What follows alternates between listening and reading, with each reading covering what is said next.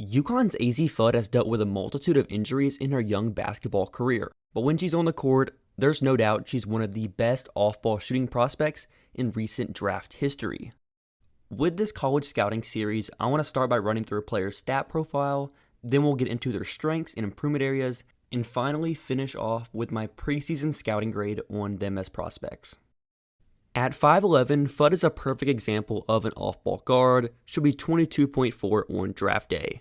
And with her college stat profile, she only played 2 games last season, and she played only 15 the season before, so only 17 games over her 2 previous seasons. But in 2022, she averaged 15 points, 2 rebounds, 2 assists, also 1.3 steals on 58% from 2, 34% from 3, 88% from the line, and 28.2 minutes per game.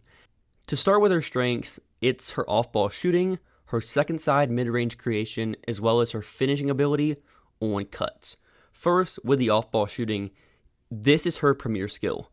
If Fudd's going to make it work in the W, she needs to be a lights-out shooter because that's where her game is banked on alongside other skills, but that is the main skill for her. In her college career, only 42 games though, she is shooting 39.5% on catch-and-shoot threes on 5.4 attempts per game. With Fudd, she has one of the most beautiful jumpers I've pretty much ever seen, especially on her no-dip jumpers where she doesn't drop the ball at all. It's just catch right up within like half a second. And a main skill that separates elite shooters like Fudd to an average shooter or a below-average shooter is how they prep their shot. It's the shot preparation. In the seconds before they receive the ball, how do they organize their lower body? How do they get in position to catch the ball and fire it? She has just elite power transfer from her lower body to her upper body and how she combines everything to just have an elite shot, whether that's like stationary, just catch the ball, I'm on the wing, I'm in the slot, I'm in the corner, catch the ball, fire, but also run off screens, run off movement, and using her size to her advantage as well, being able to bump off screens and create space that way off the ball. There's so much value to what she can do off the ball alongside Paige Bueckers, just the perfect off-ball player in that role, especially because of her shooting gravity, because with a player like Fudd, whenever she is off the ball, you can't help off, you're 2 passes away, you can't play passing lanes as much, you have a top locker, and whenever you're doing that, you can't help off at all. You are giving your drivers so much more space, and it just opens everything up. Having the shooting gravity of Fudd truly changes the game off the ball. And then with Fudd's ability as a mid-range creation scorer, it's how she leverages what she can do as a shooter to draw closeouts. And with Fudd, and a little bit different than Bueckers, I think Paige is a lot better having like 4 to 5 dribbles, getting into a crossover, a mid-range pull-up. Paige can do the 1 dribble 2 stop, but that's exactly what Fudd's looking to do on like 90% of her pull-up 2s. She wants to catch the ball, head fake, ball fake, whatever, draw a closeout, create space that way, and get into her mid-range pull-up. For some numbers in her college career on pull-up mid-range jumpers, 45.1% on 2.5 attempts per game.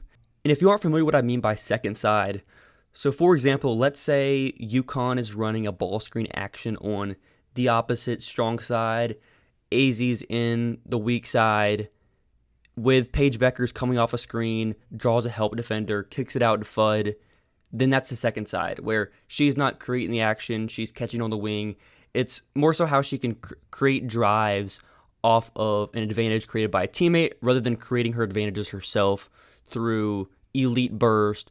Like, she's not the primary ball handler, is what I'm trying to say, and now she creates her jumpers. It's a valuable skill, and one of my favorite aspects of her game as well, and one of the most translatable aspects for me. My third strength area I want to talk about here is her at-rim finishing on cuts. Like I said, her off-ball movement. She is exceptional at moving off the ball, getting into her cuts, getting downhill, finding space. That's something I feel like UConn teaches their players.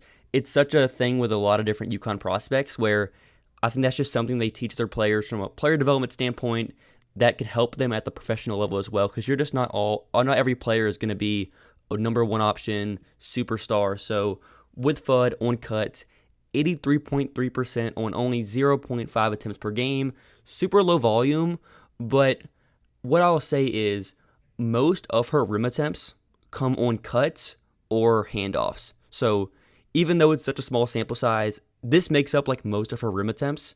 So she's not often like initiating a pick and roll action or creating rim pressure, but how she gets to the rim and how she scores effectively at the rim is on cuts and it's on handoffs. It's valuable. I would like to see her volume get up a little bit more because 0.5 attempts is super low, also a low free throw rate. If she can do that more, I think that'd be huge. But she's just so strong, super compact in her lower body, being able to handle contact. She just doesn't get the calls, isn't as aggressive all the time.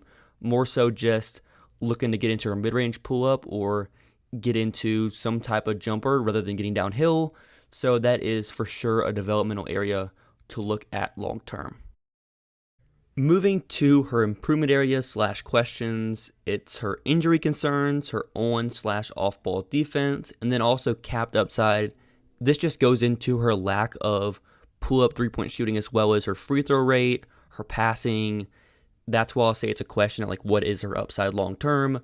But the main concern and my biggest question with Fudd's prospects is just her injury history. So I compiled this list of all of her injuries or her known injuries in her basketball career. In high school, torn ACL / torn MCL in her right knee.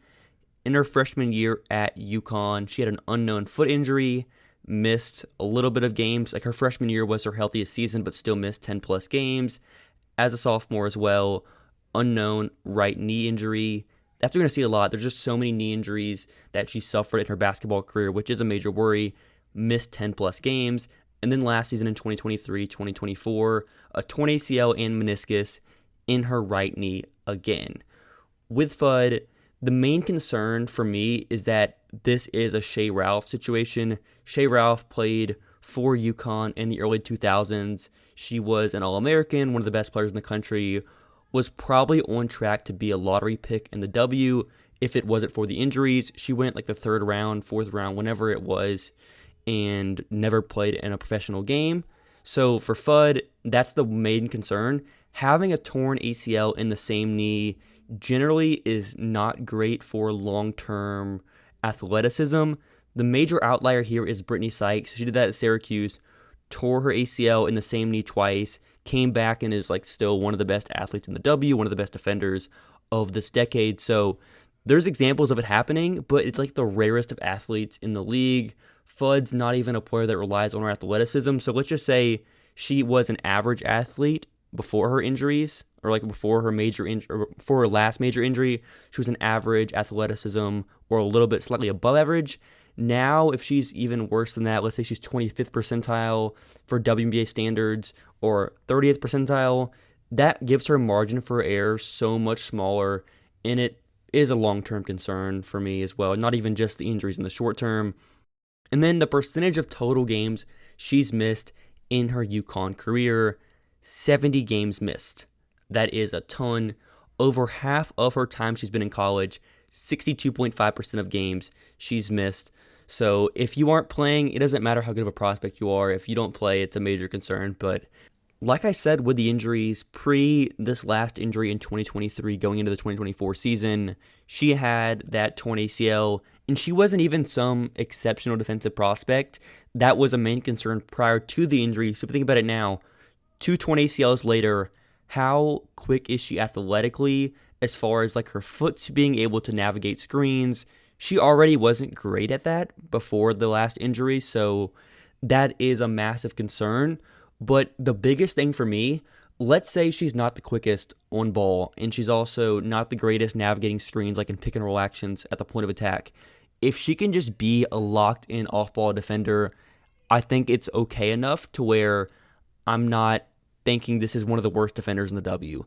If she's a good off-ball defender, makes good rotations, is in the right position, let's say she's slightly below average in terms of like league average defensively, that is enough considering what she can do offensively as a scorer and a shooter. But the off-ball freelancing, getting beat backdoor, sagging off on a help defender, sagging off as like a help defender and leaving someone open for three, all of that is a concern. But just be a neutral defender is my main hope for Fudd long term. Lastly, to close out this questions, concerns section, it's her capped upside. With prospects, especially in a class like this, you're betting on upside a lot of times, but I think Fudd has a low floor considering her injuries, but I also wouldn't say her upside is like the most outstanding upside prospect where she's going to be a superstar MVP candidate. I don't view All-Star as an upside for her. Like, if everything went perfectly, obviously, but like a realistic outcome for her is you are a top end role player, you are an elite tertiary offensive option, and that has exceptional value.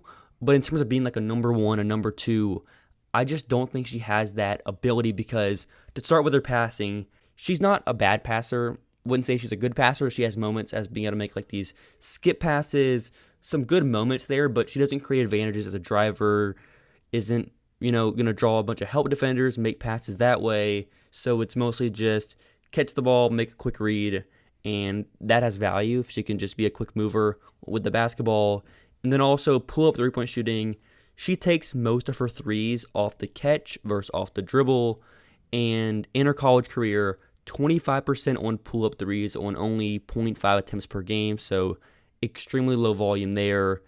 I just think it's a concern as far as like you're looking at upside in this draft. There's so many good perimeter players, guard players, forwards, bigs, that is a major separator whenever you're looking for players that can be building block superstars for your franchise.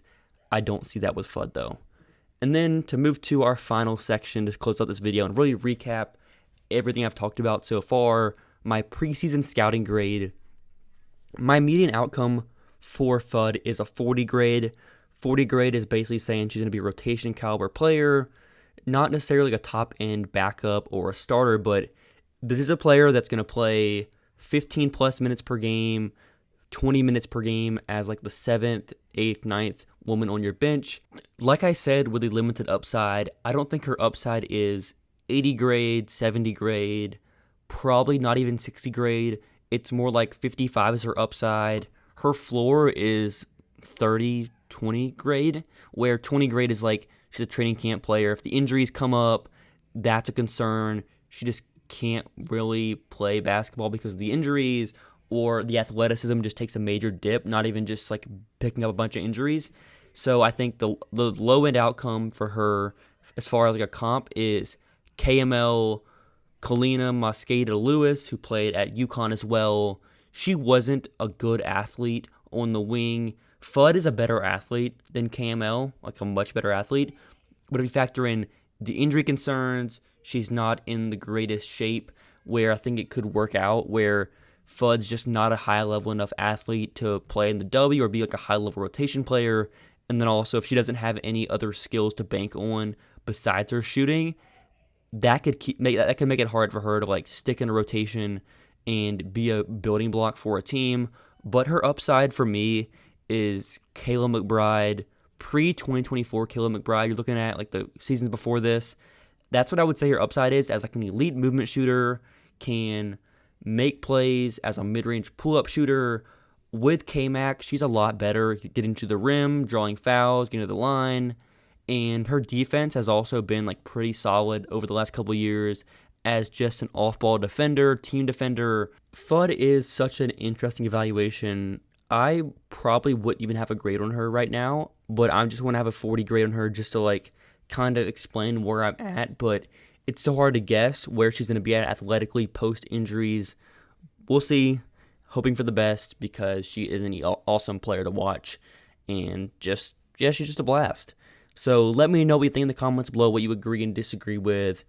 Let me know what you would grade Fudd as a prospect. Subscribe, like this video, comment for the algorithm, and I'll see y'all next time.